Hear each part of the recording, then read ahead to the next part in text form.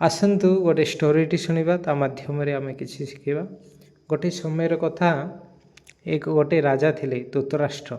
से जन्मर अंध थिले किंतु ताठारु बड़ कथा से मोह और आसक्तिर मध्य अंध थिले।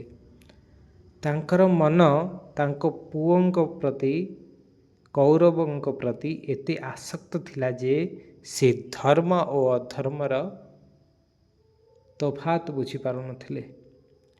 कुरुक्षेत्र रे युद्ध आरंभ हेबाकू जेतेबेले थिला से संजय को पचारिले, मोर ओ पांडव माने कौन कले, मोर पुओ ओ पांडव पुत्र माने कौन कले।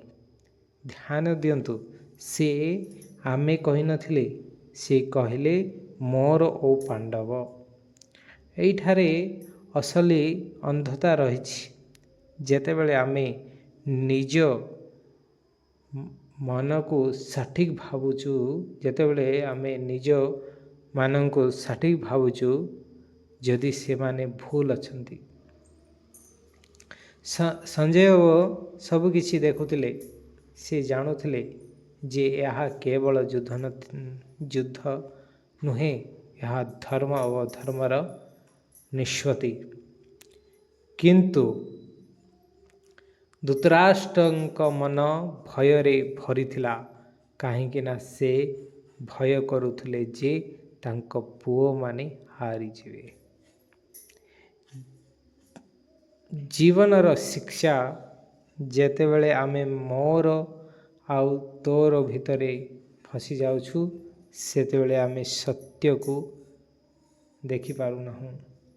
सत्य ज्ञान सेतेबेले आसे जेतेबेले आमे निष्पक्ष होई धर्म सहित रहुछु, जदिओ से आम विपक्ष रे हुए।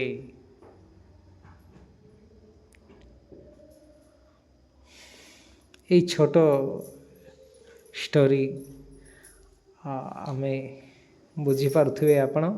एडा भगवत गीता 1.1। धृतराष्ट्र उवाच धर्मक्षेत्रे कुरुक्षेत्रे समवेता योत्सव मामका पांडवश्चैव किम कुर्वते संजय।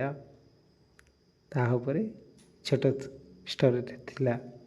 आपण जदि भल लाଗୁଛି तो लाइक करंतु। हरे कृष्ण।